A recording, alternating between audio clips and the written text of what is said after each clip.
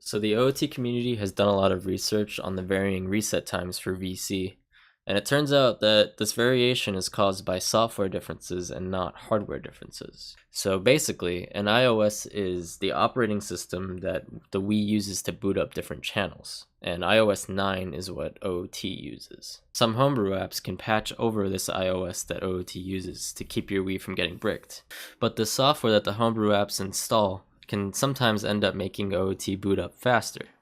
So what this means is we need to have everybody submitting runs to our leaderboard install an official version of this iOS released by Nintendo in order to keep things fair. iOS 9 version 1034 is the fastest of the 6 official releases of iOS 9, and that's what I'm going to show you how to install today. So what I'm going to do is I'm going to head over to the resources section of speedrun.com for OOT. I'm going to download iOS 9 for VC. Now this download is going to contain the official iOS version and two homebrew apps, WAD Manager and yet another WAD Manager. So WAD Manager here is the standard WAD Manager app that people use, but this requires that you use a Wiimote. And yet another WAD Manager it does the same exact thing, it just lets you use a GameCube controller instead. So what I'm going to do is I'm going to put my SD card in, the one that I use for my Wii, and I'm going to first drag the iOS 9 version 1034. This is what we're going to be using for OOT as the standard. I'm going to drag it to my WAD folder. I already have it there. And then I'm also going to take yet another WAD Manager and drag it to my apps folder, which again I already have.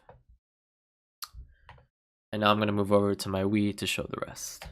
Now on the Wii, I'm going to head over to the homebrew channel, hit start, and I'm going to find yet another WAD Manager. For me, it's called WAD2, I think, or something. Yeah, but for you, it's probably called yet another WAD Manager.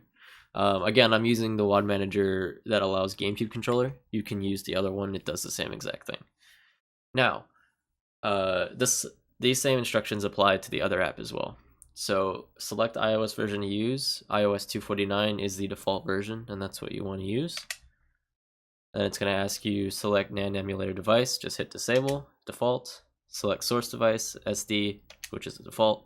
Now you'll get a list of all of your WADs on your SD card.